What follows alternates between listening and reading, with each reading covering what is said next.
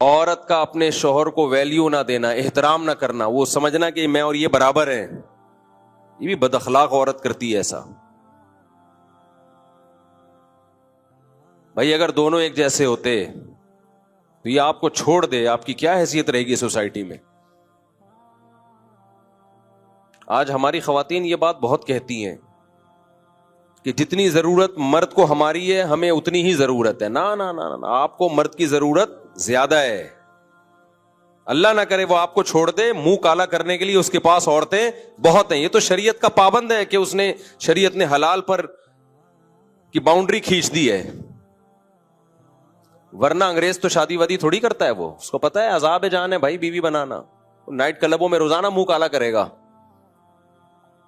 لیکن اسلام نے مرد کو پابند کیا کہ وفا کرو، اس کے علاوہ کسی اور عورت کی طرف مت جاؤ اور ساری زندگی اس کا نان نفقہ اٹھاؤ. کتنی بھاری بھرکم قیمت دیتا ہے ہماری سوسائٹی کا مرد عورت کے لیے، مگر میڈیا اس کو بد اخلاق بنا رہا ہے اور مرد کے مقابلے میں لا کے کھڑا کر رہا ہے. کھلے دلوا کے نا، کھلا لے لو اور تم انڈیپینڈنٹ زندگی گزارو، تمہیں کسی کی ضرورت نہیں ہے. اسلام نے کیا کہا؟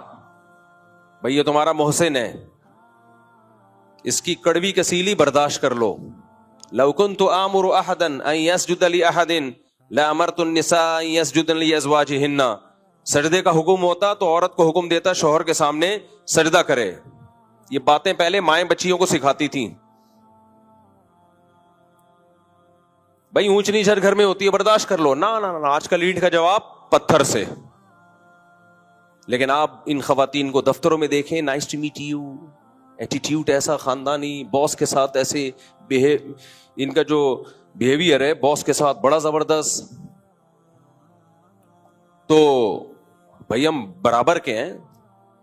برابر کے ہونے میں بھائی مرد کا فائدہ ہے. مرد کہے گا برابر کے ہیں، نکلو پتلی گلی سے یہاں سے. انگریز کی بیوی اور انگریز برابر ہوتے ہیں، اس لیے انگریز کہتا ہے کہ شادی کرو. 50 سال میں بڈھے ہو کے تو کر رہا ہوتا ہے بیچارہ شادی. ہمارے ہاں ٹین ایجر لڑکے پھنس چکے ہیں میری بیانات سن کے. 18 20 سال کے لونڈے شادی کر کے میرے بیانات سن کے شادی کی اور پھنس گئے. کیوں پھنس گئے؟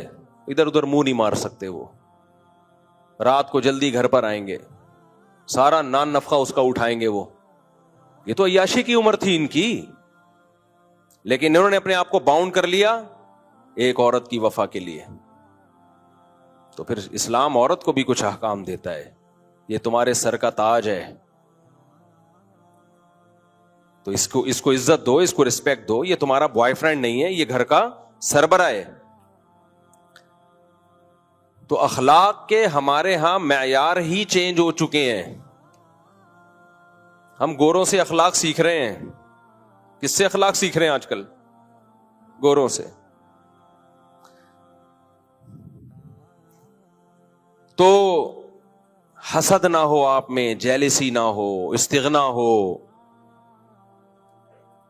دوسروں کے ٹکڑوں پہ نظر نہ ہو. استغنا اور تکبر یہ دو دیکھنے میں ایک جیسی چیزیں ہیں، لیکن ان میں زمین اور آسمان کا فرق ہے. تکبر کسے کہتے ہیں؟ دوسرے کو نیچا سمجھنا. اور استغنا کسے کہتے ہیں؟ اپنے آپ کو مخلوق کا محتاج نہ سمجھنا. دیکھنے میں دونوں ایک جیسے ہیں. مثال کے طور پر آپ غریب ہیں، مسکین ہیں، کھانے کو روٹی نہیں ہے، آپ کی خودداری یہ کہتی ہے میں کسی کے سامنے ہاتھ نہ پھیلاؤں، میں کسی کے سامنے ہاتھ نہ پھیلاؤں. یہ کیا ہے؟ یہ تکبر ہے یا استغنا ہے؟ بولو نا. یہ استغنا ہے.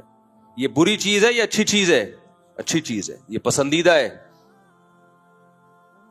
اس کو خودداری کہتے ہیں، عربی میں استغنا کہتے ہیں. عفت اور پاک دامنی بھی کہتے ہیں کہ اپنے دامن کو داغدار ہونے سے بچا رہا ہے. لیکن یہی معاملہ اگر باپ کے ساتھ ہو، آپ کو روٹی نہیں مل رہی، باپ نے کہا چل یہ لے پیسے لے، 2 روٹی جا کے لے آ. آپ کہہ رہے ہو ہم کسی کے ٹکڑوں پہ پلنے والے، بولو نہیں ہے. وہی ماں کہہ رہی ہے یہ لے پیسے لے کچھ کھا لے جا کے. ہم کسی کے محتاج نہیں ہیں، انڈیپینڈنٹ ہیں ہم، کسی کے ٹکڑوں پہ نہیں پلتے. اب یہ استغنا ہے، تکبر ہے، یہ تکبر ہے. اس کو کہا جائے گا غیرت لیس آدمی. اب گالی کو انگلش میں کر لو نا تو مہذب ہو جاتی ہے. غیرت لیس آدمی، تو ساری زندگی باپ کے ٹکڑوں پہ ہی پلا ہے. ساری زندگی کس کے ٹکڑوں پہ پلا ہے؟ باپ اور ماں کے ٹکڑوں پہ پلا ہے. تو آج سینہ چوڑا کر کے کہہ رہے ہیں ہم کسی کے محتاج نہیں ہے. تو محتاج ہے باپ کا بھی اور ماں کا بھی. تو یہ استغنا کسی اور کے سامنے جا کے دکھایا کر، کسی اور کے سامنے جا کے دکھایا کر. آج ہماری جو ینگ جنریشن ہے اس کو استغنا اور تکبر، ان دونوں میں فرق ہی ختم ہوتا چلا جا رہا ہے. بڑوں کے سامنے جھکا جاتا ہے بھائی،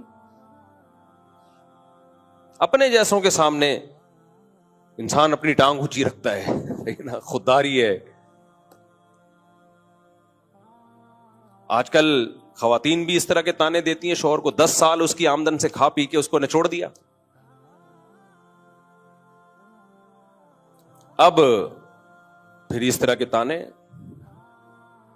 کہ ہم تمہارے ٹکڑوں پہ پلنے والے نہیں ہیں. مرد جب بڈھا ہو جائے نا، ہماری سوسائٹی میں اس کے ساتھ بہت برا ہوتا ہے. ان خواتین کے ہاں جن کی دینی تربیت نہیں ہے، جس عورت کی دینی تربیت ہے، اچھے خاندان کی ہے، وہ بڑھاپے میں اپنے شوہر سے زیادہ محبت کرتی ہے. وہ بچوں کی سائڈ کبھی بھی نہیں لیتی.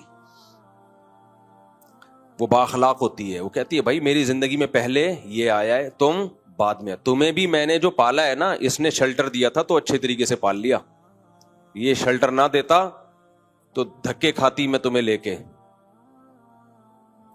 لہذا اب اگر کبھی جھگڑا ہوگا تو میں اپنے شوہر کی سائڈ لوں گی، بیٹوں کی سائڈ نہیں لوں گی. ایسی خواتین بھی ہے، عزت دار خاندان سے ان کا تعلق ہے، غیرت مند ہے. لیکن ایسی بھی ہیں کہ نچوڑ لیا اس کو. اب بیٹوں اور بیٹیوں کے ساتھ مل کے اس بڈھے کی ایسی کی تیسی کی ہوئی ہے. وہ بیچارہ سسک کے مر رہا ہے، کیونکہ اب وہ کمانے کے قابل بولو نہیں رہا، نچوڑ لیا. اب یہی کہ تمہارے باپ نے مجھے دیا کیا ہے، ساری زندگی ستایا ہے اس نے، ساری زندگی ستایا ہے. تو جب ستانا شروع کیا تھا اس وقت علیحدگی لے لیتی. مجبور تھی میں، ایکچولی مجبور تھی. بچے لے کے کہاں جاتی؟ اس کا مطلب آپ کو اس کی ضرورت تھی نا. آپ کو پتا تھا بچے لے کے کدھر دھکے کھاؤں گی میں، تو اس نے شیلٹر دے دیا نا. تو بڑی بنیادی ضرورت آپ کی پوری کر دی نا. تو جو بہت بڑا فیور آپ نے اس سے لینا تھا وہ فیور لے لیا. اتنا بڑا فیور آپ نے اس سے لے لیا کہ زندگی آپ نے ایک شیلٹر میں ایک بچوں کو پال لیا، بچوں کے باپ کی موجودگی میں. تو اب تو اس کے بھائی اگر کچھ ظلم زیادتی ہوئی تھی، اس کا مطلب اس کے ظلم کا لیول کم تھا، اس کے احسانات کا پلڑا بھاری تھا. تو جب اس وقت برداشت کر لیا اس لیے کہ ضرورت تھی، اب اس کو ضرورت ہے برداشت کر لو. نہ جب ہمیں ضرورت تھی تو برداشت کریں گے، بڈھے کو ضرورت ہے تو برداشت نہیں کریں گے. اتنا کھل کے بولتا ہوں تو خواتین جو مجھے گالیاں دیتی ہیں نا، وہ خواتین ہی جانتی ہیں. جیسے کمنٹس میں گالیاں آتی ہیں نا، لیکن میں بڈھوں کو دیکھ رہا ہوں بھائی، ہم اسی سوسائٹی میں بڑے ہوئے. ہاں غیرت مند خواتین غیرت مند ہوتی ہیں، ایسی بھی ہیں. ہمارے حضرت فرمایا کرتے تھے میاں بیوی میں اصل محبت شروع ہی بڑھاپے میں ہوتی ہے. بعض دفعہ یوٹیوب پہ انسٹاگرام پہ کلپ آ رہے ہوتے ہیں، بڈھا بڈھی ایک دوسرے کو کھلا رہے ہیں، ایسا اچھا لگتا ہے، بڑا اچھا لگتا ہے دیکھ کے.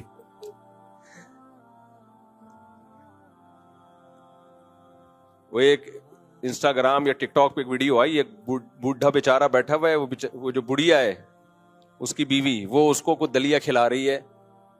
میاں کے دانت ہی ختم ہو گئے نا، تو اس کو دلیا بڑا اچھا لگ رہا تھا. تو اس کے نیچے کمنٹس میں یہ لکھا ہوا تھا کہ بیٹے جاب کے لیے باہر چلے گئے، بیٹے بہوؤں کو لے کے الگ ہو گئے، بیٹیاں شادی کر کے اپنے گھروں میں چلی گئیں، جہاں سے چلے تھے ہم وہیں آ کے کھڑے ہو گئے. جب شادی ہوئی تھی اکیلے تھے. بیٹے بہوؤں کو لے کے مارکیٹ سے شارٹ اور بیٹیاں رخصت ہو کے گھر میں, اب بڈھا بڈھی دوبارہ اکیلے.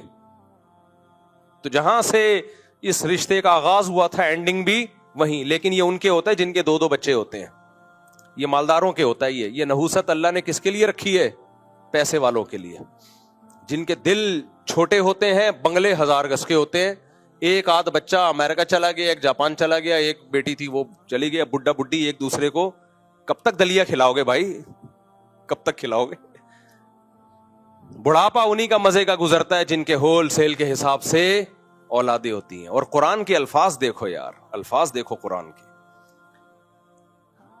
مشرکین مکہ میں ولید ابن عتبہ تھا, عتبہ ابن ولید تھا, نام میں بھول رہا ہوں اس کا, بڑا کافروں کا ایک سردار تھا, بہت ہی متکبر قسم کا. اللہ نے اس کو بیٹے بھی دیے, بہت مال بھی بہت دیا, تو وہ بڑا فخر کرتا تھا اور نبی صلی اللہ علیہ وسلم کی مخالفت کرتا تھا, کیونکہ اتنے بیٹے تھے, بڑا اسٹرانگ تھا نا. پہلے باپ بیٹوں سے کیا ہو جایا کرتے تھے؟ اسٹرانگ. باپ کو بتاؤ تو میرے بیٹے ہیں, کوئی مجھ پہ ہاتھ نہیں ڈال سکتا, اور میری ذمہ داری کس کی ہے؟ بیٹوں کی ہے. اب بھی ہوتا ہے, لیکن مارکیٹ سے یہ چیزیں آہستہ آہستہ کیا ہو رہی ہیں؟ شارٹ ہو رہی ہیں. تو بیٹا ہی مارکیٹ سے شارٹ ہو رہے ہیں. 1-2 بچوں کو بیٹا تھوڑی کہتے ہیں. ایک بیٹا ہو گیا, پھر 1-2 بچی ہو گئی بیٹی, تو اس کو اولاد کہا جاتا ہے. مذاق ہے یار, اس کو کیا کہتے ہیں؟ اولاد. دیکھو ایک بات بتاؤں, کوئی آدمی لنگڑوں میں پیدا ہوا ہو نا, لنگڑوں میں, تو وہ سمجھتا ہے سارے لنگڑے ہی ہوتے ہیں. وہ کیا سمجھے گا؟ ارے ایک آدمی ایسے ہاسپٹل میں ایک بچہ پیدا ہوا جہاں سارے لنگڑے تھے, وہ بچہ بھی کیا تھا؟ لنگڑا. تو اسی میں بڑا ہو گیا, تو اس کا خیال ہوگا کہ 2 ٹانگیں کسی کی بھی ہوتی نہیں ہے, نہ کوئی دوڑ سکتا ہے نہ کوئی چل سکتا ہے. وہ سمجھے گا یہ نیچرل ہے. فیملی پلاننگ والوں نے نا نسلیں روک روک کے آپ کے دماغ میں یہ ڈال دیا ہے کہ 2-3 بچے ہونا نیچرل ہے, زیادہ ہونا یہ نیچرل نہیں ہے, ایب نارملٹی ہے. تو کبھی جا کے دیکھا کرو جن کے گھر بچے زیادہ, ان کی خوشیاں دیکھا کرو جا کے, تمہیں پتا چلے گا اصل میں یہ نیچرل ہے. ہم فطرت سے ہٹ گئے ہیں, ہم فطرت سے ہٹ گئے ہیں. خیر یہ تو ایک الگ ٹاپک ہے جس میں میں بولتا رہتا ہوں, بہت ڈھیٹ آدمی ہوں میں, مرتے دم تک بولتا رہوں گا اس پہ. تو اب وہ جو سردار تھا اس کے بیٹے تھے, مال تھا, تو اللہ نے اس کو یہ بتایا کہ تم جو نعمتوں پہ اتنا فخر کرتے ہو, یہ نعمتیں تمہیں اللہ کے عذاب سے نہیں بچا سکتی. تو اس میں اللہ کے الفاظ ہی ہیں, یا ایھا المدثر قم فانذر وربک فکبر وثیابک فطہر والرجز فہجر ولا تمنن تستکثر ولا تمنن تستکثر ولا تمنن تستکثر. روزانہ فجر میں یہ سورت پڑھتا ہوں میں, میرے دماغ ادھر بیٹوں کی طرف جا رہا ہے نا.